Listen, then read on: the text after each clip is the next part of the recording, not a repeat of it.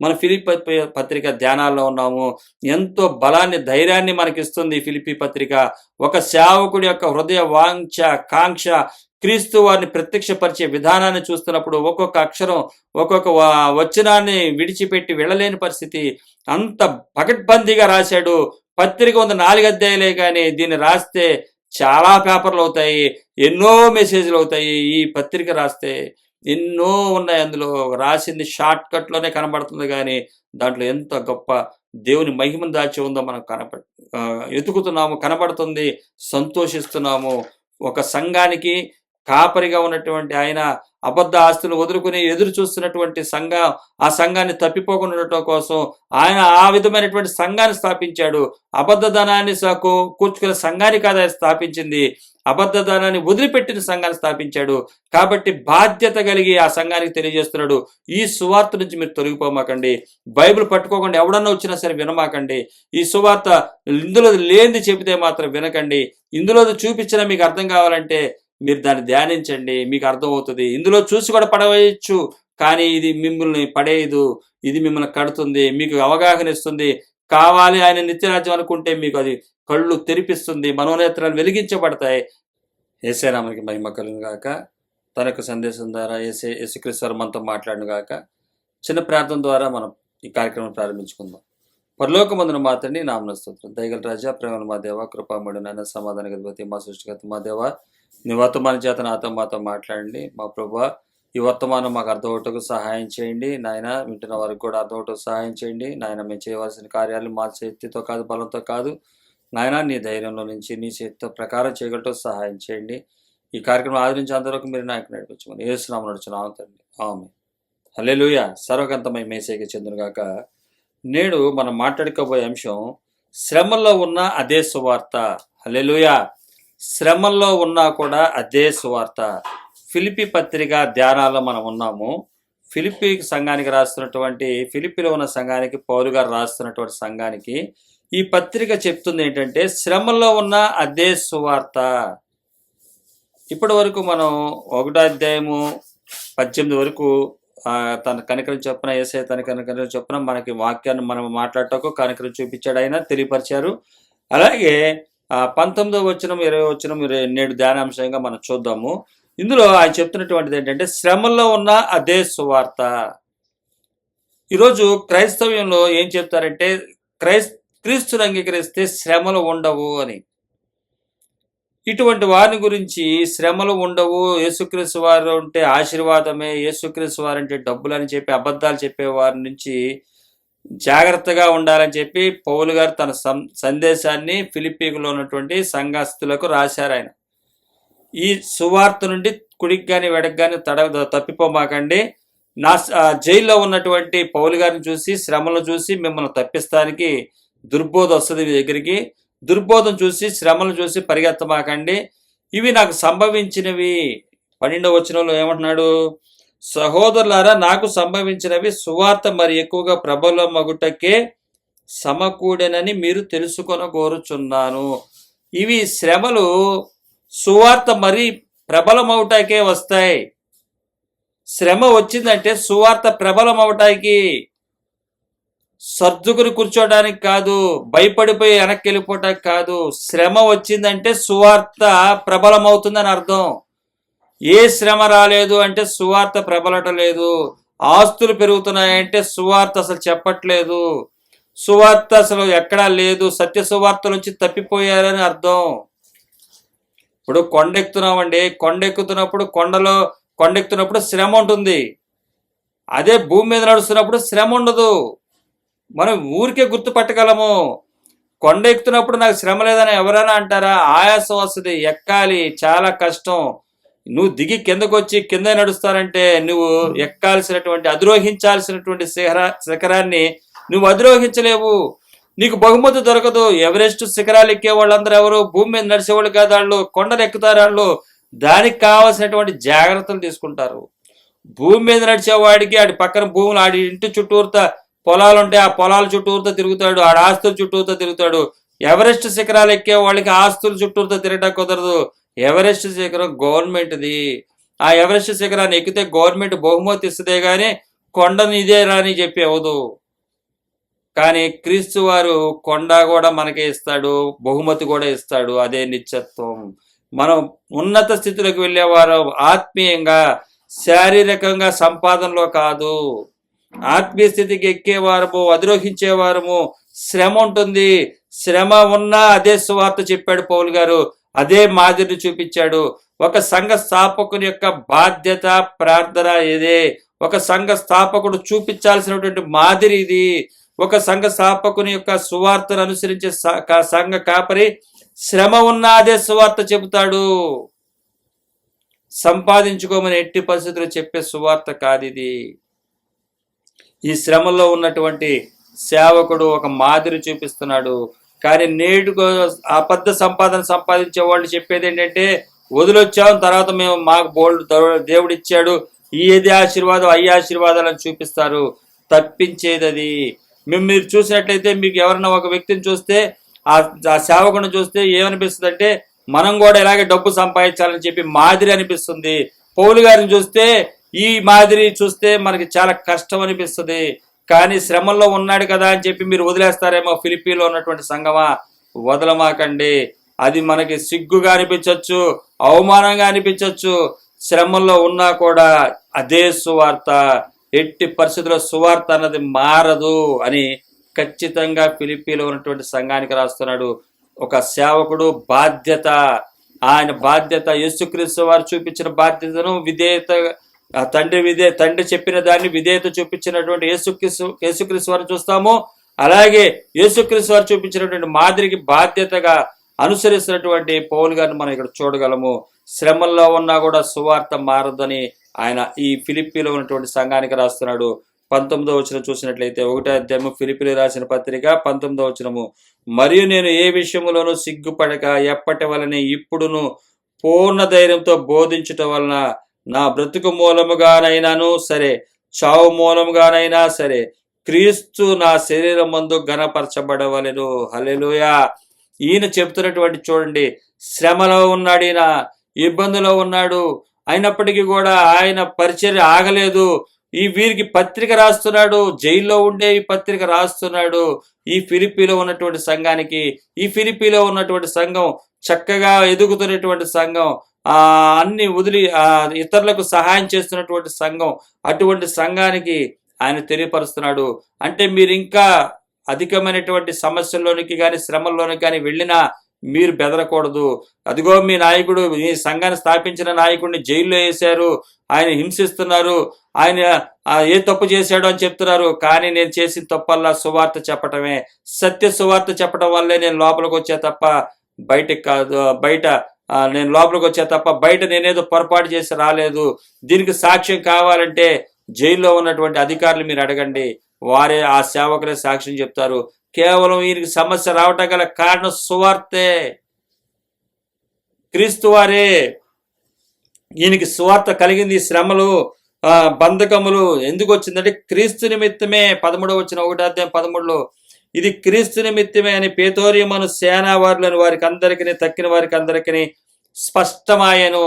Clarity వచ్చింది వాళ్ళకి, clarity వాళ్ళు గుర్తుపట్టారు.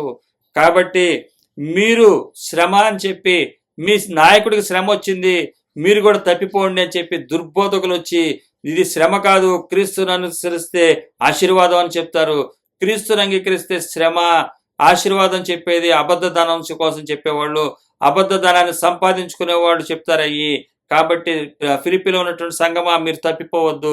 నా శ్రమలు వచ్చినాయని చెప్పేసి రేపొద్దున మీరు కూడా ఇంకా శ్రమలోకి వెళ్ళబోతున్నారు. యేసుక్రీస్తు వారు కూడా అదే చెప్పాడు, నేను ఇప్పటి వరకు శ్రమలోకి వెళ్ళబోతున్నా, రేపు రాబోయే రోజుల్లో మీరు కూడా వెళతారు. అలాగే నన్ను అనుసరించి ప్రతి ఒక్కరూ శ్రమల్లోకి వెళ్తారు. అయినప్పటికీ కూడా మీరు బెదరకుండా ఉండాలని చెప్పే మనకి బైబిల్ ఇచ్చింది. ఏ శ్రమలైనా సరే మీరు భయపడమాకండి. సంపాదించుకునేవాడికి వచ్చే శ్రమలు కాదు, ఈ పోగొట్టుకునేవాడికి వచ్చే శ్రమలు. వీటిని మీరు ధైర్యంగా ఎదుర్కోండి, వీటిని ఎదుర్కొని ముందుకు సాగండి అని చెప్పి ఆ పౌలు గారు ఫిలిప్పీలో ఉన్నటువంటి సంఘాన్ని బలపరుస్తున్నాడు. నేడు సంఘ కాపరి కానీ, సంఘాన్ని సేవకుడికి కానీ ఉండవలసిన బాధ్యత ఇటువంటిది. నేనున్నా లేకపోయినా బైబిల్ అనుసరించండి అని చెప్పాలి. కానీ మా కుటుంబ సభ్యుల్లోనే ఎవడో ఒకడు పాస్టర్ అవుతాడు, వాడిని అనుసరించమని చెప్పేది దుర్బోధలు వచ్చినాయి ఈ రోజుల్లో. నా తదనంతరం నా కొడుకు వస్తాడు, నా కూతురు వస్తుంది, లేకపోతే మా అల్లుడు వస్తాడు, వాళ్ళు వస్తారు, వీళ్ళు వస్తారని చెప్పి వీళ్ళు వస్తారు. అది తప్పుడు సువార్త. అది ఆస్తుల కోసం కాపాడుకోవడం కోసం వచ్చేవాళ్ళు. ఈ సువార్త అలా కాదు. పౌలు గారు చెప్తున్నాడు, నేను వెళ్ళిన తర్వాత బోధకులు వస్తారు, వేరే వేరే రకరకాల మాటలు చెప్తారు, మీరు వినకండి. శ్రమలు కాదు మనకి ఆశీర్వాదాలని చెప్తారు, కాదు, మీరు వినకండి. ఇక్కడ రాయబడుతుంది, మరియు నేను ఏ విషయంలోనూ సిగ్గుపడక, అంటే జైల్లో ఉన్నానని చెప్పి లేకపోతే శ్రమల్లో ఉన్నానని చెప్పి నేను సిగ్గుపట్టలేదు. ఎప్పటి వలనే ఇప్పుడును పూర్ణ ధైర్యంతో బోధించటం వలన నా బ్రతుకు మూలంగానైనా సరే, నా చావు మూలంగానైనా సరే, క్రీస్తు నా శరీరం మందు గణపరచబడునని. నేను ఎన్ని శ్రమలోకి వెళ్ళినా, ఒకవేళ శ్రమలో చచ్చిపోయినా సరే నా దేవుడు గణపరచబడతాడు. కాబట్టి సిగ్గుపడను నేను. ఎప్పటి వల్లే ఇప్పుడు కూడా అదే మూమెంట్లో ఉన్నా. వీళ్ళు ఒకళ్ళు బంధించారు, ఈ బంధకాల నుంచి వచ్చిన తర్వాత ఇదే సువార్త కంటిన్యూ అవుతుంది. మరలా బంధించినా పర్వాలేదు, అలాగే బంధించారు అయినప్పటికీ ఏం పర్వాలేదు, అదే సువార్త కంటిన్యూ అవుతుంది. నా బంధకాలు అయినప్పటికీ ఒకవేళ చావాల్సి చచ్చినా కూడా మీరు మాత్రం ఈ యొక్క దైవ గ్రంథాన్ని విడిచిపెట్టమాకండి. దైవ గ్రంథాన్ని అనుసరించండి. దుర్బోధల వైపు వెళ్ళమాకండి. మీ మార్గాన్ని తప్పిస్తారు. వాళ్ళ అబద్ధతనం కోసం, వాళ్ళకి కావాల్సినటువంటి స్టేటస్ కోసం, వాళ్ళ గొప్పతనం కోసం, ఎక్కువ మందిని సంపాదిస్తే ఎక్కువ డబ్బులు వస్తాయి, ఎక్కువ దేవుడు మెచ్చుకుంటాడని చెప్పి అబద్ధం చెప్పి ఈ లోకంలోనే సంపాదన మీదకి వెళ్ళిపోయిన వాళ్ళు. ఆత్మలు సంపాదిస్తే మనకేదో వస్తుందని కాదు, ఆస్తులు సంపాదించుకుంటే హ్యాపీగా బతకచ్చన్న స్థితిలోకి వెళ్ళిపోయారు వాళ్ళు. అటువంటి వారిని చూడకండి. ఫిలిప్పీలో ఉన్నటువంటి సంగమా, ఈ బైబిల్ని అనుసరించండి. ఈ బైబిల్ ఏం చెప్తుందో దాని వైపు చూడండి. అబద్ధ ధనం సంపాదించుకున్న వాడి మాటలు వినమాకండి. ఏ సేవకుడైనా సరే ఈ సేవకుడు ముందు యేసుక్రీస్తు వారి ముందు సమము కాదు. యేసుక్రీస్తు వారిని చూపించిన వాడు సేవకుడు కాదు, దొంగ, దోచుకునేవాడు అని చెప్పి యేసుక్రీస్తు వారే చెప్తున్నారు. చదవండి, బైబిల్ చదవండి. బైబిల్ చెప్తున్నాడు, ఈ మార్గం నుంచి తప్పిపోమాకండి, గౌరవించండి, ప్రేమించండి, కానీ ఆస్తులు పంచేయమాకండి. వాళ్ళకి దుర్మార్గులకు ఆస్తులు పంచకండి, దుర్మార్గులకు ఆస్తులు ఇవ్వమాకండి. లేనివాడికి ఆదుకోండి, సహాయం చేయండి, వెలుగుగా ఉండండి, ప్రేమను పంచండి. ఇన్ని విధాలుగా వాక్యాన్ని చెబుతుంటే మా ఒక్కడికే ఇవ్వండి, మా కుటుంబానికి ఇవ్వండి, మేమే నమ్మకస్తులం, మేమే పవిత్రులు అని చెప్పుకుంటూ ఆస్తులను సంపాదించుకొని కూడబెట్టుకున్నారు. ఏ రూపాయి ఎవరికి ఉపయోగపడనటువంటి స్థితి వాళ్ళది. కాబట్టి ఫిలిప్పీలో సంఘమా, తప్పిపోమాకండి. ఈ సువార్త శ్రమలు వచ్చినాయని చెప్పి నన్ను పక్కకు తీసుకెళ్ళిపోతారేమో. సువార్తలో నేనేం భయపడలేదు, చచ్చినా నాకేం పర్వాలేదు, ఈ సువార్త నుంచి నేను తప్పను అని చెప్పి పౌలు గారు తెలియపరుస్తున్నాడు. ఈ సువార్తలో మీరు ఉండండి. ఈ సువార్తలో చచ్చినా చంపినా నేను ఇక్కడి నుంచి కదిలే ప్రసక్తి లేదు. మీరు కూడా ఇదే స్థిర విశ్వాసం కలిగి ఉండండి. నా దగ్గరికి కొంతమంది సహోదరులు వచ్చారు జైల్లో ఉన్నప్పుడు, వారు ధైర్యాన్ని తెచ్చుకున్నారు. కొంతమంది నన్ను చూసి హేళన చేశారు, దుర్బోధలు చేస్తూ ఇంకా నన్ను హింసించాలని చూశారు. వారిని మీరు పట్టించుకోమాకండి. ఏ విధంగానే క్రీస్తు ప్రకటించబడుతున్నాడే కానీ క్రీస్తు సత్యాన్ని మీరు అనుసరించండి. క్రీస్తు సత్యం నుంచి తొలగిపోమాకండి. ఎప్పటి వలనే ఇప్పుడు సమస్యలు ఉన్నాను, సిగ్గుపడట్లేదు. ఎప్పటి వలన ఇప్పుడు కూడా పూర్ణ ధైర్యంతో బోధించడం వలన నా బ్రతుకు మూలంగానైనా సరే, చావు మూలంగానైనా సరే, క్రీస్తు నా శరీరం మందు ఘనపరచబడును అని ఆయన సాక్ష్యం చెప్తున్నాడు. శ్రమలను చూసి మీరు భయపడబాకండి అంటూనే ఆయన చెప్పినటువంటి మనం రోమీలు రాసిన పత్రిక 8వ అధ్యాయం 28వ వచనం మనం చూడగలము. దేవుని ప్రేమించే వారికి, అనగా ఆయన సంకల్పం చొప్పున పిలువబడిన వారికి మేలు కలుగుటకే సమస్తమును సమకూడి జరుగుచున్నవని ఎరుగుదుము. ఇక్కడ ఫుట్నోట్లో రాయబడుతుంది, దేవుడు సమస్తమును సమకూర్చి జరిగించుచున్నాడు. దేవుడే జరిగించుచున్నాడు. ఇది సువార్త వ్యాప్తి కొరకు జరుగుతుంది. అందుకని ఎందుకు ఇంత శ్రమ మనం ఎందుకు తీసుకోవాలి, శ్రమ ఎందుకు రావాలి, శ్రమలో ఎందుకు వెళ్లాల్సి వస్తుందంటే 29వ వచనం, ఎందుకనగా తన కుమారుడు అనేక సహోదరులలో జ్యేష్ఠుడగునట్లు దేవుడు ఎవరిని ముందుగా ఎరిగానో వారు తన కుమారునితో సారూప్యము గలవారవుటకు వారిని ముందుగా నిర్ణయించెను. దేవుడితో పాటు సారూప్యంలో రావటానికి,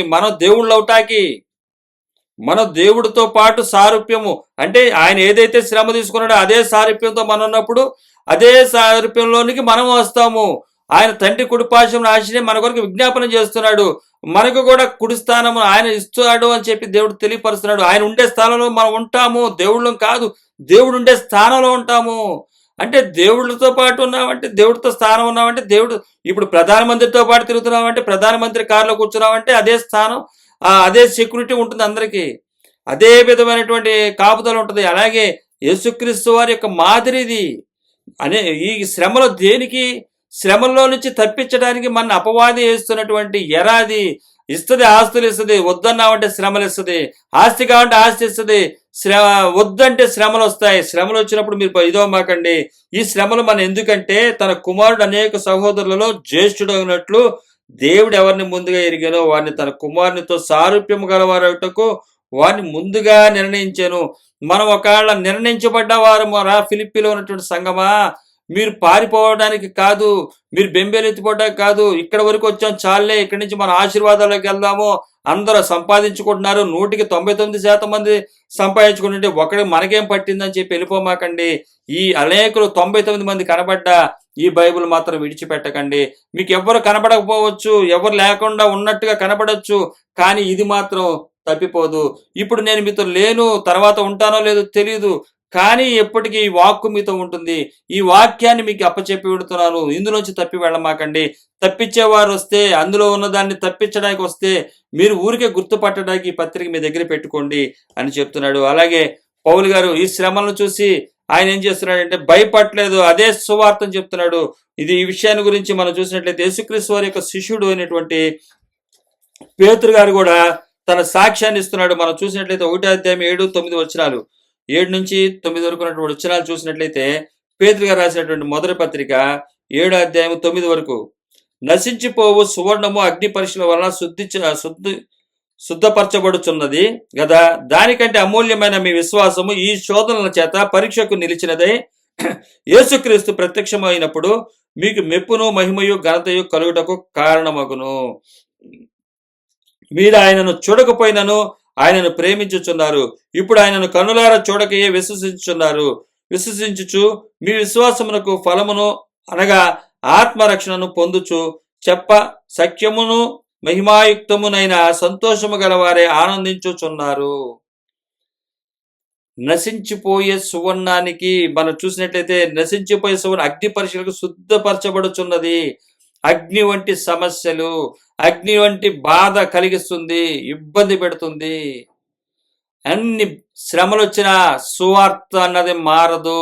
ఇదే పత్రిక 4:16 వచ్చిన చూసినట్లయితే, ఎవడైనాను క్రైస్తవుడైనందుకు బాధ అనుభవించినట్లా అతడు సిగ్గుపడక ఆ పేరును బట్టి దేవుని మహిమపరచవలెను. ఎవడైనాను కూడా క్రైస్తవుడైనందుకు ఈ బాధలు వచ్చినాయి, యేసుక్రీస్తు వారిని వెంబడిస్తున్నందుకు, సత్యమైనటువంటి ఆయన్ని వెంబడిస్తున్నందుకు ఈ బాధలు అనుభవిస్తున్నానని అతడు సిగ్గుపడక ఆ పేరును బట్టే దేవుని మహిమపరచండి. ఈ పేరును బట్టే మీరేం చేయండి అంటే దేవుణ్ణి మహిమపరచండి.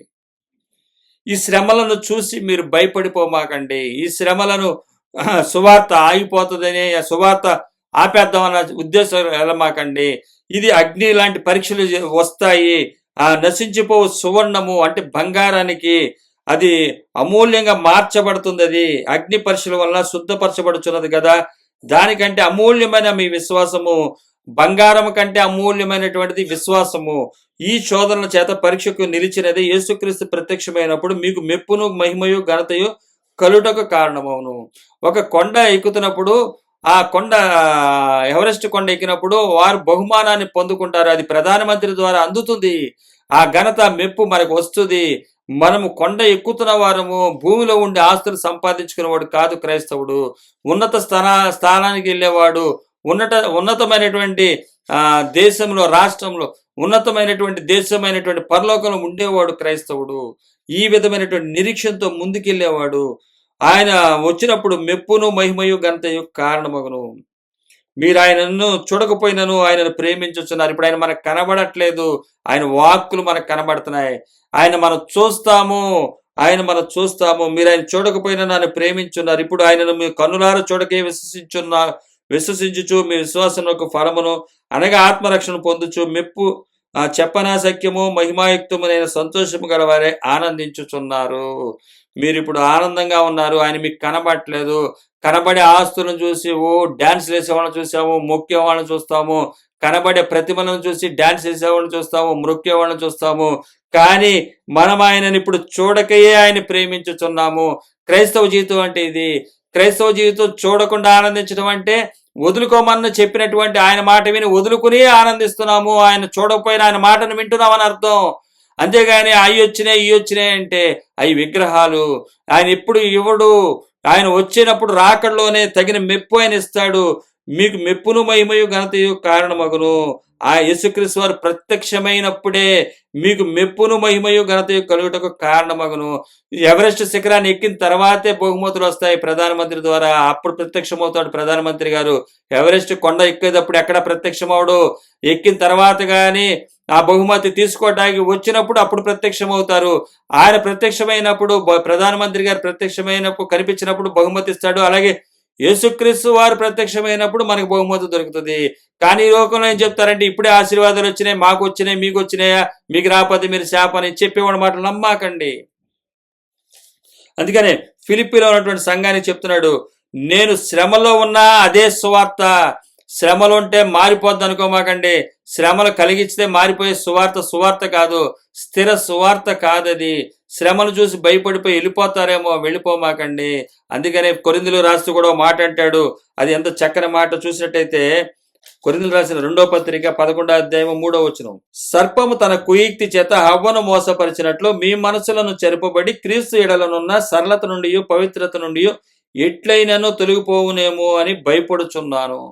కొరింథీలో ఉన్నటువంటి సంఘాన్ని చెప్తున్నాడు, క్రీస్తులో ఉన్నటువంటి సరళత, ఎడలనున్న సరళత నుండి పవిత్రత నుండి ఎట్లయినను తొలగిపోవునేమో అని భయపడుచున్నాను. సరళత అంటే సాధారణమైనటువంటి జీవితము, తగ్గింపుతో ఉన్నటువంటి జీవితము. సర్పము తన కుయుక్తి చేత మీకు ఉన్నదానికన్నా ఇంకా ఎక్కువ వస్తుందని చెప్పి మోసం చేశాడు. అలాగే అపవాది మిమ్మల్ని సర్పము తన కుయుక్తి చేత అవ్వను మోసం చేసినట్లు మీరు లేని సమయంలో ఎవరైనా వచ్చి మిమ్మల్ని పాడు చేస్తారేమని భయపడుతున్నాము. అందుకని మీరు భయపడకుండా ఉండటం కోసం ఆయన భయపడుతున్నాడు. మీరు ధైర్యంగా ఉండి ముందుకు సాగాలంటే వాక్యాన్ని పట్టుకుని అనుసరించండి. వాక్యం ఏం చెప్తుందో దాని ప్రకారం వెళ్ళాలి. మనం సరళత నుండి అంటే సాధారణ జీవనం నుండి మనం తప్పిపోతామేమో అని చెప్పి పౌలు గారు కొరింథీయులకు రాస్తూ తప్పిపోతారేమో అని చెప్పి భయపడుతున్నాడు. ఈరోజు యేసుక్రీస్తు వారు కూడా ఆయనలో ఉన్నటువంటి సరళత నుంచి, ఆయన చూపిన మార్గాన్ని నుంచి తప్పిపోకూడదని బైబిల్ ఇచ్చాడు. తప్పిపోతామేమో అని భయపడి ఆయన అనేక సేవకులను కూడా చూపించాడు. ఇక్కడ అందు నుంచి తప్పిపోతే ఇక చేసేదేం లేదు. మోసం ఎక్కడైనా జరుగుతూనే ఉంటది. కానీ మన ఆరోగ్య రీత్యా మోసపోకుండా చూసుకుంటాము. ఆత్మరీత్యా కూడా అంతకన్నా ఎక్కువగా మనం శ్రేష్టమైనటువంటిది ఈ రక్షణ. ఆ ఆత్మరక్షణ కొరకు ప్రతి ఒక్కరూ కూడా ప్రయాసపడాలి, కష్టపడాలి, దానికోసం వెతుకులాడాలి. అందుకనే ఈ శ్రమల్లో ఉన్నా కూడా నేను చెప్పే సువార్త మారదంటున్నాడు. ఫిలిప్పీయులకు రాస్తూ 2వ పత్రిక 19వ వచనంలో, మరియు నేను ఏ విషయంలోనూ సిగ్గుపడక ఎప్పటి వలనే ఇప్పుడును పూర్ణ ధైర్యంతో బోధించడం వలన నా బ్రతుకు మూలంగానైనా సరే, నా చావు మూలంగానైనా సరే క్రీస్తు నా శరీరం ముందు గణపరచబడున్నాను. ఎట్లాగైనా సరే జైల్లో ఉన్నా దేవుని గణపరుస్తాడు. ఒకవేళ చచ్చిపోయినా ఆయన గణపరచబడాల్సిందే తప్ప ఈ లోక ఘనత నాలో ఉండదు. ఈ లోక ఘనతలో నేను బ్రతకట్టలేదు. నా శరీరం ముందు నేను గణపరచబడదును. శరీరంతో ఒకవేళ ఆ శరీరమే నశించిపోయినా ఆ శరీరం దేవుని కోసమే ఆ శరీరాన్ని నష్టపరుచుకున్నందుకు ఆ శరీరాన్ని కూడా తెగించాడరా అన్న ధైర్యాన్ని నాకుంది. గణపరుస్తుంది ఆ శరీరం కూడా. ఆస్తులు వదలటమే గణపరచడం కాదు, శరీరం కూడా చావుకు లోనైనా కూడా నా శరీరం కూడా ఏం చేస్తుందంటే దేవుని గణపరుస్తుంది. ఇది స్థిర విశ్వాసం. అంటే క్రీస్తులో మేము బ్రతికి ఉంటే మేము ఆస్తులను వదిలి దేవుని గణపరుస్తాము.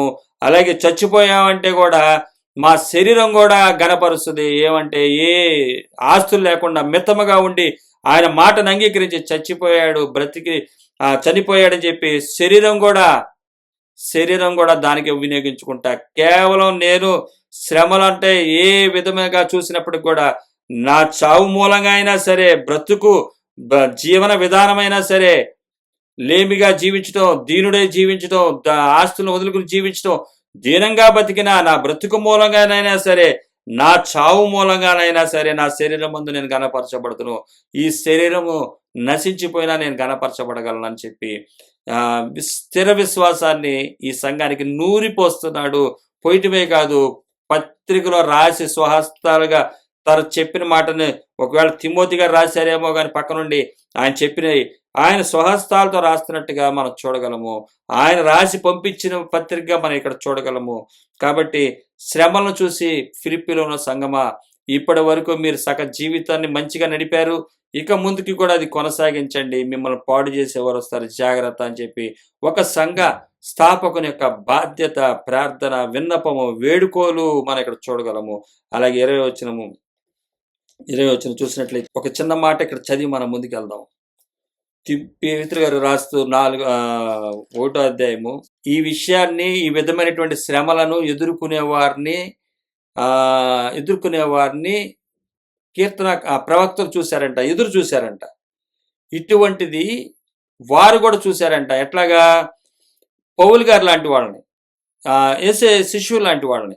అంటే ఆస్తులు వదలమంటే వదిలేసి శ్రమ తీసుకుని దీనులుగా బతుకుతూ, ఆయన ఒకవేళ కనబడట్లేదు కదా, ఇప్పుడు ప్రత్యక్షం కనబడలేదు, ఆయన చూడట్లేదు కదా, చూడకపోయినా విశ్వసించే వారి గురించినటువంటి విషయాన్ని తెలుసుకున్నప్పుడు ఏం రాస్తుంది చూద్దాం. 10వ వచనం, మీకు కలుగు ఆ కృపను గూర్చి ప్రవచించిన ప్రవక్తలను, ఈ ప్రవచించారంట ప్రవక్తలు అంటే వారు రాస్తారు అందులో.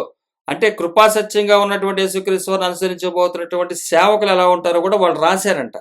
ఈ రక్షణ గురించి పరిశీలించుచు తమ యందున్న క్రీస్తు ఆత్మ క్రీస్తు విషయమై నా శ్రమలను గూర్చియు వాటి తర్వాత కలగబోవు మహిమలను గూర్చియు ముందుగా సాక్ష్యం ఇచ్చినప్పుడు ఆ ఆత్మ ఏ కాలమును ఎట్టి కాలమును సూచించుచు వచ్చెనో దాన్ని విచారించి పరిశోధించిరి.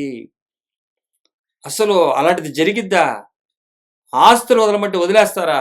యేసుక్రీస్తు వారు చెప్తే వింటారా? జక్కే లాంటి వాడు ఉంటాడా? నతానీయులు లాంటి వాడు ఉంటాడా? ఇక్కడ చూసినట్లయితే మన పౌలు గారు లాంటి వాళ్ళు ఉంటారా? శిష్యులు ఉంటారా? ఇంకా అనేకులు, తిమోతి, తీతు, వీళ్ళందరూ కూడా ఇలాంటి వాళ్ళు ఉంటారా అని చెప్పి వాళ్ళు ఏం చేశారంటే పరిశోధించిరంట. అంటే వీరు ఇటువంటి వారు అంటే రాబోయే రోజుల్లో ఆస్తులు వదలమంటే ఎవడు వదులుతాడు రా? ఈరోజు ఎవరికైనా చెబితే వదలరా, దీనుడు ఎవరు, యేసుక్రీస్తు వారి కోసం ఆస్తులు వదలండి రా అంటే నమ్మట్లా. వీళ్ళు చూశారంట, ప్రవక్తలు చూశారంట, ప్రవచించిన ప్రవక్తలు ఈ రక్షణ గూర్చి పరిశీలించుచు తమ యందున్న క్రీస్తు ఆత్మ క్రీస్తు విషయమై శ్రమలను గురించి వాటి తర్వాత కలగబోయే మహిమల గురించి వారు ఎంతో మీరైనా చూడకపోయినా ప్రేమించున్నారు. వీళ్ళకి ప్రవచిస్తున్న వాడికి వీరు చూసినట్టయితే ఈ రక్షణ గురించి పరిశీలించచ్చు తమ యందున్న క్రీస్తును ఆ ఆత్మ క్రీస్తు విషయమైన శ్రమల గురించి వాటి తర్వాత కలగబోయే మహిమల గురించి ముందుగా సాక్ష్యం ఇచ్చినప్పుడు ఆ ఆత్మ ఏ కాలమును ఎట్టి కాలములను సూచించుచు వచ్చెనో దాన్ని విచారించి పరిశోధించిరి. మీకు కలుగు ఆ కృపను గురించి ప్రవచించినటువంటి ప్రవచించారంట. వీళ్ళు ప్రవచించేశారు. ప్రవచించిన తర్వాత అది జరిగిద్దా, ఎట్లా జరిగిద్ది పరిశీలించారంట. యేసుక్రీస్తు వారు తదనంతరం శిష్యులు కూడా ఆయన ఏ మాటలు చెప్పాడో పరిశీలించారు. ఈ వాక్యమైన తర్వాత బైబిల్ ఏం చెప్తుందో కూడా పరిశీలించండి, పరిశీలించి తెలుసుకోండి. ఎంత గొప్ప ధన్యత మనకుందో. బైబిల్ ఇవ్వబడింది, అందరికి ఇవ్వబడింది. ఈరోజు సాతాను అపవాది ఈ బైబిల్ కాల్చేసి అయి చేసి ఈ చేసి చేయాలని చూస్తుంది. దానివల్ల ఏమవదు, అన్ని రకాలుగా స్ప్రెడ్ అయిపోయి ఉంది. ఎక్కడన్నా మారుమూల గ్రామాలకు వెళ్ళిపోయి, ఎడారిలోకి వెళ్ళిపోయి, బైబిల్ లేకపోయినా ఫోన్ ఉంటే చాలు, ఎలాగోలాగా అక్కడికి ఆయన సందేశం వచ్చేసింది, ఆయన సందేశం వస్తుంది. ఫిలిప్పీలో ఉన్నటువంటి సంఘాన్ని ఆయన చెప్తున్నాడు, శ్రమల్లో కూడా ఇదే సువార్త. ఇది ఏ సువార్త అంటే మారే సువార్త కాదు, ఇది శ్రమల్లో ఉన్న అదే సువార్త. ఇక్కడ రాయబడుతుంది, మనం చూసినట్లయితే డూ ఆర్ డై, ఎట్లాగైనా సరే బతికితే క్రీస్తు, చావైతే లాభం అంటాడు. ఇక్కడే 21 వచనం అంటే ఈరోజు 21కి వెళ్ళట్లేదు మనం, అయినా నా మట్టికైతే బ్రతుకుట క్రీస్తు, చావైతే లాభం. ఇక్కడ అదే అంటున్నాడు 19వ వచనంలో, నా బ్రతుకు మూలంగానైనా సరే చావు మూలంగానైనా సరే క్రీస్తు నా శరీరం ముందు ఘనపరచబడవలనని. క్రీస్తే నా యందు ఘనపరచబడాలి. ఆయన తప్ప వేరే విధంగా ఎలాగైనా సరే క్రీస్తుకే ఘనత తీసుకురావాలి. నేను ఇంతమందిని సంపాదించి అంతమందిని సంపాదించి అన్ని డబ్బులు సంపాదించి అన్ని ఆత్మలు సంపాదించేది ఘనత కాదది. ఆత్మలు సంపాదించారో లేదో సంపాదన అంతా కూడా కాల్చే రోజు ఉంది. సువర్ణమైతే పరిశీలించబడుతుంది, నిలిచి ఉంటుంది. ఏది నిలిచి ఉంటుందో ఆ అగ్ని పరీక్షిస్తుంది. కొరింథీయులకు రాస్తూ చెప్తాడు ఆ మాట. ఏది నిలిచి ఉంటుందో అది అగ్నియే పరీక్షిస్తుంది. అది గడ్డా, బంగారమా, సువర్ణమా కాదా అని, అమూల్యమైన విశ్వాసమా కాదా అని అగ్ని పరీక్షిస్తుంది. అగ్ని పరీక్ష లేకుండా బంగారం మెడలోకి రాదు, సువర్ణంగా మార్చబడదు. శ్రమలు లేని క్రైస్తవుడు కాదు. కాబట్టి శ్రమల్లో అయినా ఇదే సువార్త. ఏ సువార్త? అబద్ధ ఆస్తులను వదిలేయమనే సువార్తే. అబద్ధ ఆస్తులు పెంచుకోమనే సువార్త కాదు. పౌలు గారు చెప్తున్నారు, యేసుక్రీస్తు వారు చెప్పారు. ఈరోజు నేను చెప్తుంది అదే. అబద్ధ ధనాన్ని విడిచి, అబద్ధ లోకాన్ని విడిచి సత్య మార్గంలో నడువుట ఏ సువార్త. ఇది సత్య సువార్త. దీనికి అబద్ధమైనా కూడా ఈ అబద్ధ ఆస్తుల్ని శ్రమలో ఉన్నా సరే ఇదే సువార్త, సత్య సువార్త. దేవుని మార్గంలో నడవటానికి. అలాగే 20వ వచనం వచ్చేసరికి, నేను మిగులు అపేక్షించుచు నిరీక్షించుచున్న ప్రకారము మీ ప్రార్థనల వలనను యేసుక్రీస్తు యొక్క ఆత్మ నాకు సమృద్ధిగా కలుగుట వలనను ఆ ప్రకటన నాకు రక్షణార్థంగా పరిణమించునని నేను ఎరుగుదును. నేను మిగుల అపేక్షించుచు నిరీక్షించుచున్న ప్రకారము అంటే ఈ బంధకాల్లో ఉండి ఇంకా నిరీక్షించుచున్న ప్రకారముగా మీ ప్రార్థనల వలన కూడా యేసుక్రీస్తు యొక్క ఆత్మ నాకు సమృద్ధిగా కలుగుట వలనను, క్రీస్తు వారి యొక్క ఆత్మ సమృద్ధిగా కలిగింది. కలుగుట వల్ల ఆ ప్రకటన నాకు రక్షార్థంగా పరిణమించునని నేను ఎరుగుదును కాబట్టి నేను సిగ్గుపడను. నేను సిగ్గుపడాల్సినటువంటి అవసరం నాకు లేదు. సిగ్గు నేను పడను. మనం చూసినట్లయితే యెషయా గ్రంథం వచ్చేసి 54వ అధ్యాయం 4. భయపడకము, నీవు సిగ్గుపడనక్కర్లేదు. అవమానము తలంచుకుము, నీవు లజ్జపడనక్కర్లేదు. నీవు నీ బాల్యకాలపు సిగ్గును మరచదువు. నీ వైద్యపు నిందను ఇక మీదట జ్ఞాపకము చేసుకొనవు. ఈ నిరీక్షణ మనలను సిగ్గుపరచదు అని ఆ ప్రకటన నాకు రక్షణార్థముగా పరిణమించునని నేను ఎరుగుదును. కాబట్టి నేను సిగ్గుపడను.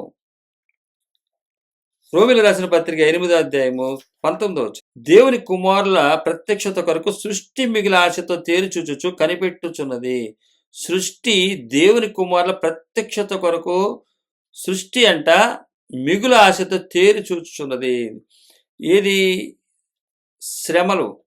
అంటే 18వ వచనం కూడా చూసినట్లయితే, మన ఎడల ప్రత్యక్షం కాబోవు మహిమ ఎదుట ఇప్పటి కాలపు శ్రమలు ఎన్నతగినవి కావని ఎంచుచున్నాను. దేవుని కుమారులు ప్రత్యక్షత కొరకు సృష్టి మిగిలిన ఆశతో తేరి చూచుచు కనిపెట్టుచున్నది.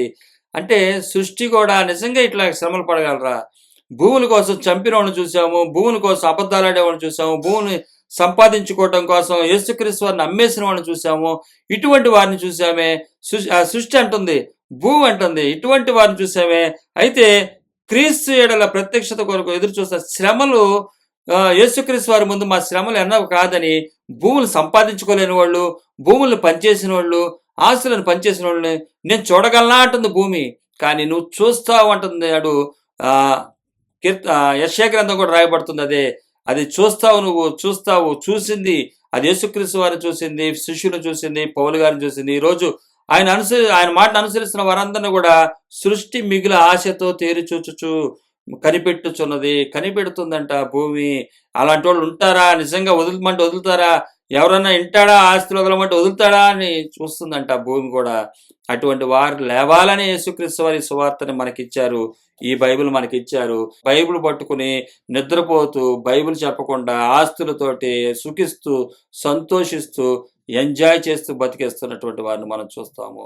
యేసుక్రీస్తు వారు చెప్పింది, ఆయన మీరు పని చేయండిరా, ఏ ఆస్తులు లేకుండా భూమి మీద నడవండిరా. ఆ భూమి కూడా సాక్ష్యం చెప్పింది రేపు పొద్దున. వీడికి ఎన్ని భూములు ఉన్నాయి, ఎన్ని భూములు ఏం మోసం చేశాడు, ఎక్కడెక్కడ ఏం జరిగిందో సాక్ష్యం కూడా చెప్పింది అది. భూముల కోసం చంపుకోమాకండి, భూముల కోసం మనుషులను కుటుంబాలను దోచుకోమాకండి, భూములు మీకు ఇంపార్టెంట్ కాదురా అని నేను చెప్తున్నానని చెప్పి యేసుక్రీస్తు వారి భూమి మీదకి వచ్చి చూపిస్తే, వెలుగ్గా బతకాల్సిన వాళ్ళు భూములు సంపాదించుకున్నారు. భయస్తులు, పిరికి వాళ్ళు భూముల్ని సంపాదించుకుని యేసుక్రీస్తు వారికి మేము వెలుగులు అని ఆ లైట్లు గీట్లు పెట్టుకుని వెలుగుతున్నామని చెప్పి, వెలిగిస్తామని చెప్పి అబద్ధాలు చెప్పి చేస్తున్నారు. భూమి సృష్టి దీనికి సాక్ష్యం ఉంది. ఆస్తులను వదిలినవాడు ఎవడో, ఆస్తులు సంపాదించిన ఎవడో, ఈ సృష్టి సాక్ష్యం చెప్పిందంట రేపు పొద్దున ఆయన దగ్గర. నమ్మేవాళ్ళు ఉన్నారా? మన గురించి ఒక ఛాలెంజ్ చేశాడు. వదులుకుని బతికే కుటుంబాలు ఉంటాయరా, వదులుకుని నేను చెప్పిన మాట వినే కుటుంబాలు ఉంటాయి, ఆ కుటుంబాలు నేను చూపిస్తానని చెప్పి భూమికి చెప్పాడు. ఒక ఛాలెంజ్ చేశాడు, ఒక ప్రమాణం చేశాడు, ఒక సంకల్పాన్ని నిర్ణయించాడు, ఒక వాగ్దానం చేశాడు, ఒక నియమాన్ని పెట్టాడు. ఆ నియమానికి కట్టుబడే వాళ్ళు ఉంటారా చూడండి అని చెప్పి భూమికి ఆకాశానికి సాక్షులుగా పెట్టాడు. ఈరోజు అయ్యే సంపాదించుకుంటున్నారు, ఆకాశవంత ఎత్తులో బిల్డింగులు, భూమి విస్తారమైనటువంటి భూములు సంపాదించుకుంటున్నారు. వీళ్ళు ఇలా సాక్షులు అవుతారు. అబద్ధ సాక్ష్యాలన్నీ లోకంలో అన్ని చూపించుకుని కొన్నాళ్ళు పోయి ఆ సాక్ష్యాలు చూపించుకుని డబ్బులు సంపాదించుకునే వాళ్ళు ఏం చూపిస్తారు? ఈయనకి భూమికి సాక్ష్యం ఏ విధంగా చూపిస్తారు? భూములు సంపాదించుకునేవాడు భూమికి రేపొద్దున భూమి ముందు సాక్షిగా ఎలా నిలబడగలడు? భూములు మోసాలు చేసి అవి చేసేవాడు ఎట్ట కుదురుద్ది? అందుకనే పౌలు గారు చెప్తున్నాడు, శ్రమలను చూసి మీరు ఇదే చేయమాకండి, శ్రమల్లో కూడా ఇదే సువార్త వస్తుంది, ఎట్టి పరిస్థితుల్లో తేడా ఉండదు. మరలా భూములు వదిలే మళ్ళీ సంపాదించుకోను, ఇదే సువార్తను మీరు కూడా కంటిన్యూ చేయని చెప్పి ఆయన స్థాపించిన సంఘానికి చెబుతున్నాడు. ఇది ఒక బాధ్యతగా ఆయన చూపిస్తున్నాడు. నేను మిగులు అపేక్షించుచు నిరీక్షించుచున్న ప్రకారముగా మీ ప్రార్థనల వలనను యేసుక్రీస్తు యొక్క ఆత్మ నాకు సమృద్ధిగా కలుగుట వలనను ఆ ప్రకటన నాకు రక్షణార్థముగా పరిణమించినని నేను ఎరుగుదును. యేసుక్రీస్తు వారి ఆత్మ నాకు సమృద్ధిగా కలుగుట వలన, మనకి యేసుక్రీస్తు వారి ఆత్మ సమృద్ధిగా కలిగినప్పుడు ఇటువంటి నిర్ణయాల్లో మనం ఉండగలము. మనలను సాక్షిగా పెట్టాడు, భూములు సాక్షులుగా ఉన్నాయి. మన పరిస్థితి ఏంటో మనకి వివరంగా అర్థమైపోతుంది. అందుకనే సాక్ష్యం చెప్తున్నటువంటి భూముల్ని మనం అక్కడ చూసాము. అలాగే మనం బ్రతికినా కూడా క్రీస్తు కొరకే, చనిపోయిన క్రీస్తు వారి కొరకే అన్న నిర్ణయాన్ని మనం తీసుకోవాలి. ఎందువల్లంటే ఫిలిప్పీలో ఉన్నట్టు సంగమా, ఇదే నిర్ణయం మీద మీరు బ్రతకండి, ఈ స్టాండ్ మీదే ఉండండి. బ్రతుకుట క్రీస్తు, చావైతే లాభం అన్న పౌలు గారి మాటను మనం గుర్తు చేసుకోవాలి. అది అనుసరించాలి, గుర్తు చేసుకోవడమే కాదు అనుసరించాలి. రోమిలకు రాసిన పత్రిక 14వ అధ్యాయం 7-9 వచనం. మనలో ఎవడనో తన కోసమే బ్రతకడు, ఎవడనో తన కోసమే చనిపోడు. మనము బ్రతికినను ప్రభు కోసమే బ్రతుకుచున్నాము, చనిపోయినను ప్రభు కోసమే చనిపోవచ్చున్నాము. కాబట్టి మనము బ్రతికినను చనిపోయినను ప్రభు వారమై ఉన్నాము. హల్లెలూయా. మనం చనిపోయేవారుగా ఉన్న మన ప్రభు కోసమే మనం బ్రతుకుతున్నాము. మనం బ్రతికినను చనిపోయినను కూడా ఆయన కోసమే. కాబట్టి మనం బ్రతికినను చనిపోయినను ప్రభు వారమై ఉన్నాము. మనము ఏ విధముగా, మనము ఎవడనో తన కోసమే బ్రతకడు, ఎవడనో తన కోసమే చనిపోడు. మనం బ్రతికినను, ఎవడో తన కోసమే బ్రతకడు, ఎవడనో తన కోసమే చనిపోడు. మనం బ్రతికినను క్రీస్తు కోసమే, మన చనిపోయినను కూడా ప్రభు కోసమే చనిపోవచ్చున్నాము. వారేంటంటే ఎవడనో తన కోసమే బతుకుతాడు, ఎవడైనా తన కోసమే జీవిస్తాడు, తన కోసమే మరణిస్తాడు. సంపాదన మునిగి సంపాదించి సస్తాడేమో కానీ, మనమైతే బ్రతికినను ప్రభు కోసం బ్రతుకుతున్నాము, చనిపోయినను కూడా ప్రభు కోసం చనిపోవచ్చున్నాము. కాబట్టి మనం బ్రతికినను చనిపోయినను ప్రభు వారమై ఉన్నాము. మనకేంటి ఇంక ప్రాబ్లం? మనం బ్రతికినను చనిపోయినను ప్రభు వారమై ఉన్నాము. అప్పుడు మనకి ఇంక వచ్చే ప్రాబ్లం ఏంటి? రోజు బతికుండటం ఏంటి, చనిపోవటం ఏంటి? ఇంకా ఆల్రెడీ క్రీస్తులో మరణించినటువంటి మనం, క్రీస్తుని లోకంలో మరణించిన మనం, క్రీస్తులో జీవిస్తున్నటువంటి మనం ఇప్పుడు శారీరకంగా మరణిస్తే ఏంటి, జీవిస్తే ఏంటి? మరణించినా ప్రభు కోసమే, జీవిస్తున్నా కూడా ప్రభు కోసం జీవిస్తాము, మరణించినా కూడా ప్రభు కోసం మరణిస్తాము. ఇంకా మనకి ఏముంది? కాబట్టి మనం బ్రతికినను చనిపోయిన ప్రభువారమైన ఇంకేంటి? ఏదైతే ఏమైంది, ఉంటే ఏంటి, లేకపోతే ఏంటి? శ్రమలో సువార్తలు మారిపోతాయా? శ్రమలు పడలేమని చెప్పేసి బాబు మేము తట్టుకోలేము అని చెప్పేసి వదిలేసి వెళ్ళిపోతారా మీరు? సువార్త ఇలా మాకండి. అలాగా ఇదే సువార్త ప్రకటించండి. శ్రమల్లో కూడా ఇదే సువార్త ప్రకటించండి. మనం చనిపోయినా బ్రతికినా ఇదే ప్లాట్ఫామ్ మీద ఉంటాం. ఇంకో విషయంలో మనం వెళ్ళాం. ఇది క్రైస్తవ జీవితంలో ఉన్నటువంటి నిరీక్షణతో కూడినటువంటి సువార్త. కొరింథీయులకు రాసిన 2వ పత్రిక 4వ అధ్యాయం 10వ వచనం. యేసు యొక్క జీవం మా శరీరం మందు ప్రత్యక్షపరచబట్టకై యేసు యొక్క మరణానుభవమును మా శరీరం మందు ఎల్లప్పుడూ వహించుకొని పోవచ్చున్నాము. ఏలనగా యేసు యొక్క మా జీవము కూడా మా మర్త్య శరీరం నందు ప్రత్యక్షపరచబడినట్లు సజీవులమై మేము ఎల్లప్పుడూ యేసు నిమిత్తము మరణమునకు అప్పగింపబడుచున్నాము. ఇవన్నీ మనకి ఏం నేర్పుతున్నాయి? శ్రమలు సహించండిరా, ఉన్నతమైనటువంటి రాజ్యం ఉంది, ఆ రాజ్యం కొరకు మిమ్మల్ని ఈ లోకంలో సుఖంగా అయితే బతకనివ్వదు. ఈ లోకాధికారి మిమ్మల్ని హ్యాపీగా అయితే ఉండనివ్వడు. మీరు ధైర్యంగా తెచ్చుకోండి. యేసుక్రీస్తు వారిలో నుంచి పాలువారే ఉండాలని చెప్పి యేసుక్రీస్తు వారి మాదిరిగా ఉండటం కోసం వీరంతా కూడా కావున ఏలయనగా యేసు యొక్క జీవము కూడా మా మర్త్య శరీరమునందు ప్రత్యక్షపరచబడినట్లు, అంటే శ్రమలు పడుతున్నప్పుడు ఆయన ఆత్మ ఏమైందంట, ఈయనలోకి వచ్చిందంట. యేసు యొక్క ఆత్మ నాకు సమృద్ధిగా కలుగుట వలన, అంటే ఈ సమృద్ధిగా యేసు యొక్క ఆత్మ కలగాలంటే మరణానుభవంలోనికి వెళ్ళాల్సిందే, శ్రమలోకి వెళ్ళాల్సిందే, తప్పదది. వెళ్ళటానికి ఆయనే సహాయం చేస్తాడు. ఆయనే వీటికి వెళ్ళటానికి కూడా ఎవరించి అనుమతి ఇచ్చింది, వాటికి ఇచ్చింది కూడా ఆయనే. మనం ఎక్కడో చదివాది. ఆయనే ఆ శ్రమలు కూడా అనుమతి ఇచ్చింది ఆయనే, ఆ శ్రమల్లో కూడా పంపిస్తుంది ఆయనే. అందుకని ఇక్కడ 2 కొరింథీ రాసిన పత్రికలో రాస్తున్నాడు, 4:10-11 వచనాల్లో, యేసు యొక్క జీవం మా శరీరమందు ప్రత్యక్షపరచబడుటకి యేసు యొక్క మరణానుభవమును మా శరీరమందు ఎల్లప్పుడూ ఊహించుకొని పోవచ్చున్నాము. ఏలయనగా యేసు యొక్క జీవము కూడా మా మర్త్య శరీరమందు ప్రత్యక్షపరచబడినట్లు సజీవులమైన మేము ఎల్లప్పుడూ యేసు నిమిత్తము మరణమునకు అప్పగింపబడుచున్నాము. ఎల్లప్పుడూ కూడా సజీవులమై ఉన్నప్పుడు కూడా మేము ఎల్లప్పుడూ యేసు నిమిత్తం మరణమునకు అప్పగింపబడుచున్నాము. కనబడుతున్నామే కానీ ఆయనకు మరణంగా అప్పగించబడుతున్నామే. కాబట్టి శ్రమల్లో సువార్త మారదు, శ్రమల్లో కూడా అదే సువార్త ఉంటుంది, అదే కంటిన్యూషన్ ఉంటుంది. ఇది సేమ్ టు సేమ్ జరిగిద్ది. కాబట్టి ఈ ప్రకటనలు మనం తప్పనిసరిగా గుర్తుపెట్టుకోవాలి. సామెతల్లో రాయబడుతుంది, ఇది సమస్య అని చెప్పి మనం తీసుకోకుండా ఉంటే, మనం శ్రమ పడకుండా ఉంటే నిత్యత్వానికి వెళ్ళాం. మీకు అందరికీ తెలుసు, డబ్బులు ఊరికి ఎవరికి రావు, కష్టపడాలని. కానీ డబ్బులు అబద్ధాలు చెప్తే సంపాదించుకోవచ్చు, కానీ రక్షణ ఆయన చెప్పిన విధంగా ఆస్తులు వదులుకుంటేనే వస్తుంది, సంపాదించుకుంటే రాదు. ఇది ఆయన మన హృదయాన్ని చూస్తాడు, మన హృదయంలో తలంపులు చూస్తాడు. ప్రజలకి కనబడకపోవచ్చు మన ఆస్తులు, ఆయన చూస్తాడు. దానికి సాక్షులుగా భూమి ఆకాశాలు ఉన్నాయి. కాబట్టి మనం గుర్తుపెట్టుకోండి, దేవుడిని నీతిగా, ఆ నీతిమంతుడైనటువంటి దేవుడిని వెంబడించినట్లయితే మన సంతోషము పుట్టిస్తుంది. అది నీతిమంతుల ఆశ సంతోషం పుట్టించును, భక్తిహీనుల ఆశ భంగమైపోవును. అబద్ధంతో డబ్బులు సంపాదించుకుంటే వాడి ఆస్తి భంగమైపోతుంది, వాడి ఆశ భంగమైపోతుంది. కానీ నీతిమంతుల ఆశ సంతోషం పుట్టించును. సామెతల గ్రంథం 10:28 వచనంలో మనం చూడగలం. కాబట్టి నీతిమంతుల ఆశ సంతోషాన్ని పుట్టిస్తుంది. నీతిమంతులుగా ఉన్నట్టు దేవుని మీద ఉన్నటువంటి ప్రేమతో నీతిని అనుసరించినట్లయితే, అబద్ధధనాన్ని విడిచి నీతి మార్గంలో నడవటమే నీతిని అనుసరించటము. ఆ ఆశ ఈరోజు మనకు కనపడకపోవచ్చు, కానీ ఒకరోజు మనం చూస్తాం. అదే ఈరోజు మీరు చూస్తున్నారు, నమ్ముతున్నారు, విశ్వసిస్తున్నారు, కానీ అది మీకు కనబట్ల. అందుకని రాశాడు కదా ఇక్కడ, పేతురు రాసిన మొదటి పత్రికలో మనం చూసాం, మీరు ఆయన చూడకపోయినా, 8వ వచనం, ఆయనను ప్రేమించుచున్నారు. మనం చూడకపోయినా కూడా ఆయన ప్రేమించుచున్నాం. భక్తిహీనుల ఆశ భంగమైపోవును. భంగమైపోవటం ఏంటి? కనబడిన ఆస్తులన్నీ ఒక్క దెబ్బతో ఎగిరిపోతాయి, భంగమైపోతుంది. కనబడిన ఆశ ఉంది, నీతిమంతుడైనటువంటి యేసుక్రీస్తు వారు చూపించిన మార్గం, అది ఎప్పటికీ కూడా సంతోషం పుట్టిస్తుంది.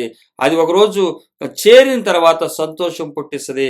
ఆయన రాకడలో మనకి మెప్పును, ఘనత అన్నీ కూడా మనకి అప్పుడు కలుగుతాయి. ఇప్పుడు ఏమీ కలబడవు, ఇప్పుడు ఏమీ ఉండవు. గుర్తుపెట్టుకోండి, తగిన మెప్పు ఆయన యేసుక్రీస్తు వారు ప్రత్యక్షమైనప్పుడు మీకు మెప్పును, మహిమయు, ఘనతయు కలుగుటకు కారణమగును. అంటే శ్రమల్లో మీరు వెళ్ళినట్లయితేనే, అగ్ని వంటి నశించిపో సువర్ణం అగ్ని పరీక్షల వల్ల శుద్ధపరచబడుచున్నది కదా, దానికంటే మీ అమూల్యమైన విశ్వాసం ఈ శోధన చేత పరీక్షకు నిలవాలి. ఫిలిప్పీలో సంగమా, మీరు నిలబడితేనే ఇది జరిగిద్ది. అప్పుడు యేసుక్రీస్తు వారు ప్రత్యక్షమైనప్పుడు మీకు మెప్పును, మహిమయు, ఘనతయు కలుగు కారణమగును. ఇప్పుడు మీరు చూడకయే ఆయనను ప్రేమించుచున్నారు, మీరు ఆయన కన్నులారా చూడకయే విశ్వసించుచున్నారు. మన అందరం కూడా మనకి ఏ ఆస్తులు కనబడిపోయినా, ఏ ఆస్తులు రాకపోయినా, ఒకవేళ మనుషులు కనబడిపోయినా, మనిషే లేకపోయినా, ఏం లేకపోయినా కూడా విశ్వసిస్తున్నాం, మేము చూస్తామని. మన ఆశ భంగమైపోదు. భక్తిహీనుల ఆశ భంగమైపోవచ్చేమో కానీ నీతిమంతుల ఆశ సంతోషాన్ని పుట్టిస్తుంది. సంతోషం అంటే ఈ లోక సంతోషం కన్నా అధికమైన సంతోషం మనకు కలుగుతుంది. హల్లెలూయా. కాబట్టి శ్రమల్లో ఉన్నా కూడా ఇదే సువార్త చెప్పండి, ఇదే సువార్తను వెంబడించండి అని చెప్పి ఒక సంఘ స్థాపకుడు ఫిలిప్పి సంఘానికి రాస్తున్నాడు. మన ఫిలిప్పి పత్రిక ధ్యానాల్లో ఉన్నాము. ఎంతో బలాన్ని, ధైర్యాన్ని మనకిస్తుంది ఈ ఫిలిప్పి పత్రిక. ఒక సేవకుడి యొక్క హృదయ వాంఛ, కాంక్ష క్రీస్తు వారిని ప్రత్యక్షపరిచే విధానాన్ని చూస్తున్నప్పుడు ఒక్కొక్క అక్షరం, ఒక్కొక్క వచనాన్ని విడిచిపెట్టి వెళ్ళలేని పరిస్థితి. అంత పకడ్బందీగా రాశాడు. పత్రిక ఉంది 4 అధ్యాయాలే, కానీ దీన్ని రాస్తే చాలా పేపర్లు అవుతాయి, ఎన్నో మెసేజ్లు అవుతాయి. ఈ పత్రిక రాస్తే ఎన్నో ఉన్నాయి. అందులో రాసింది షార్ట్ కట్లోనే కనబడుతుంది, కానీ దాంట్లో ఎంత గొప్ప దేవుని మహిమను దాచి ఉందో మనం ఎతుకుతున్నాము, కనబడుతుంది, సంతోషిస్తున్నాము. ఒక సంఘానికి కాపరిగా ఉన్నటువంటి ఆయన అబద్ధ ఆస్తులు వదులుకుని ఎదురు చూస్తున్నటువంటి ఆ సంఘాన్ని తప్పిపోకుండా ఉండటం కోసం ఆయన ఆ విధమైనటువంటి సంఘాన్ని స్థాపించాడు. అబద్ధధనాన్ని కూర్చుకునే సంఘాన్ని కాదు స్థాపించింది, అబద్ధధనాన్ని వదిలిపెట్టిన సంఘాన్ని స్థాపించాడు. కాబట్టి బాధ్యత కలిగి ఆ సంఘానికి తెలియజేస్తున్నాడు, ఈ సువార్త నుంచి మీరు తొలగిపోమాకండి, బైబిల్ పట్టుకోకుండా ఎవడన్నా వచ్చినా సరే వినమాకండి, ఈ సువార్త ఇందులో లేనిది చెబితే మాత్రం వినకండి, ఇందులో చూపించినా మీకు అర్థం కావాలంటే మీరు దాన్ని ధ్యానించండి, మీకు అర్థమవుతుంది. ఇందులో చూసి కూడా పడవేయచ్చు, కానీ ఇది మిమ్మల్ని పడేయదు, ఇది మిమ్మల్ని కడుతుంది, మీకు అవగాహన ఇస్తుంది. కావాలి ఆయన నిత్యరాజ్యం అనుకుంటే మీకు అది కళ్ళు తెరిపిస్తుంది, మనోనేత్రాలు వెలిగించబడతాయి. కాబట్టి వెలిగించబడినటువంటి మనోనేత్రాలతో వీటిని చూడగలుగుతాము. చూసినప్పుడు అర్థమవుతుంది. అప్పుడు మనం ఏది ఇంపార్టెంటో ఏది కాదో మనం చూస్తాము. కాబట్టి మీరు ఆయన ఇప్పుడు మనం చూడట్లేదు, రాబోయే రోజులు ఆయన చూస్తాం. ఇప్పుడు ఆయన కనులారా చూడకే విశ్వసిస్తున్నాము. మీ విశ్వాసమునకు ఫలము అనగా ఆత్మరక్షణను పొందుచు చప్రాసఖ్యమును మహిమాయుక్తమునైన సంతోషము గలవారి ఆనందించుచున్నారు. ఏమి కనబడపోయినా ఆనందిస్తున్నాము, శ్రమల్లో సంతోషిస్తున్నాము. ఇదే ఫిలిప్పీలు రాస్తాడు, ఆనందించుడి, ఎల్లప్పుడూ ఆనందించుడి అని చెప్పి 4 వచనంలో మనం చూస్తాము. ఎల్లప్పుడూ సంతోషించడం చెప్తున్నాడు. కాబట్టి శ్రమల్లో సంఘం తప్పిపోకుండా ఉండటం కోసం తాను స్థాపించిన సంఘానికి ఒక బాధ్యతగా పౌలు గారు చూపిస్తున్నటువంటి మాదిరి ఈరోజు బైబిల్గా మనకి ఇవ్వబడి ఫిలిప్పి పత్రిక మనకు అనుగ్రహించబడింది. ఫిలిప్పి పత్రిక ఇది మనకు కూడా రాయబడింది. ఇది మనం కూడా సంఘంగా ఉన్నటువంటి వారందరం కూడా అనుసరించాలి. ఆ అనుసరించే సంఘం ఏదైతే ఉండాలంటే సత్య మార్గానికి వెళ్ళే సంఘమై ఉండాలి. అదే యూనివర్సల్ చర్చ్ అంటే సార్వత్రిక సంఘము, అది నీతి మార్గాన్ని అనుసరించేది. ఆ సంఘానికి ఏ ఆస్తులు ఉండవు, ఏమి ఉండవు, ఒట్టి మనిషిలో ఉంటారు. శరీరం కూడా ఆయన చేతిలోనే ఉంటుంది. శరీరానికి ఏ విధమైనటువంటి భరోసాలు ఉండవు, ఇన్సూరెన్సులు ఉండవు. అటువంటిది ఏమీ లేనటువంటి వారిగా ఉంటుంది ఆ సంఘం. అది సార్వత్రిక సంఘము, నీతిమంతుడైనటువంటి యేసుక్రీస్తు వారి సంఘము, ఈ లోకాన్ని విడిచిపెట్టినటువంటి సంఘము. అటువంటి సంఘంగా ఫిలిప్పి పత్రికలో ఫిలిప్పిలో ఉన్నటువంటి సంఘం అట్లాగే ఉండాలి. ఆయన ప్రత్యక్షమయ్యే వరకు మనకి మెప్పు వచ్చేటప్పుడే, ఘనత వచ్చేటప్పుడే, మహిమ కలిగేటప్పుడే. కాబట్టి ఆయన ప్రత్యక్షమయ్యే వరకు మీరు వేచి ఉండండి. ఇప్పుడు ఏదో ఆస్తులు వచ్చినాయని చెప్పి వారు చూపించి వీరు చూపించి నమ్మమాకండి. రోగాలు తగ్గిపోయాయి, చచ్చిపోయేవాడు బతికిపోయారు, ఇట్లాంటి నమ్మకండి. ఆయనే ఆస్తి మనకి, ఆయనే మనకి ఇవ్వబోయే ఆస్తి ప్రత్యక్షమైన తర్వాతే ఇస్తాడు, అప్పుడే మనం పొందుకుంటాము. అందుకని పేతురు రాసిన మొదటి పత్రిక 1:8-9 వచనాలు మనకు చెప్పబడుతున్న మాట అదే. 7, 8, 9 వచనాలు చెప్పబడుతున్న మాట అదే. ఇప్పుడు మనకి మెప్పు ఘనత క్రీస్తు వారు ప్రత్యక్షమైనప్పుడే వస్తుంది. అప్పటి వరకు ఏ మెప్పు ఘనత రాదు. ఈలోపు శ్రమలు వస్తాయి. శ్రమలు వచ్చినప్పటికీ కూడా వాటిని జయించండి. జయించడానికి ధైర్యాన్ని తెచ్చుకోండి. జయించినటువంటి యేసుక్రీస్తు వారిని, శిష్యుల్ని, పౌలు గారిని చూడండి. అలాగే మనకు ముందున్న వారు కొంతమంది సేవకులు చూపించినటువంటి మాదిరి కూడా వారి జీవితాల్లో ఆస్తులను వదులుకుని, ఉద్యోగాలు వదులుకుని, నిజంగా తమ జీవితం చివరి వరకు కూడా అదే మైండ్తో అలాగే ఆ ఉద్యోగాలను వదులుకున్న విధంగానే జీవించిన వారిని కూడా మనం చూడగలము. అయితే వారిని చూసి బలం తెచ్చుకోవచ్చు. అంటే ఈ రోజుల్లో కూడా ఉన్నారా అంటే ఉన్నారని చెప్పి కొంతమంది కనబడతారు. అటువంటి వారిగా కనిపించే వారిని మనం వెతుకుతూ ఉంటుంటే మనకు కనబడతా ఉంటారు. వెతుకుతున్నప్పుడు దొరుకుతారు వాళ్ళు. ఉన్నారు, లేకపోతే ఈ భూమి రన్ అవుతుంది అంటే కేవలం అటువంటి వారు ఉండబట్టి. కాబట్టి అటువంటి వారికి మనం ఉండాలని సువార్త మనకు తెలియపరుస్తుంది. దేవుడు తన కనికరం చొప్పున ఈ ఫిలిప్పి ధ్యాన పత్రికలో 1:19-20 వచనాలు మనం ధ్యానించటకు దేవుడు తన కనికరం చూపించినందుకు సర్వగంతమైన యేసుకి చెందిస్తూ ఎల్లవేళ ఆయన సన్నిధిని మనతో నడిపించును గాక. ఆమేన్.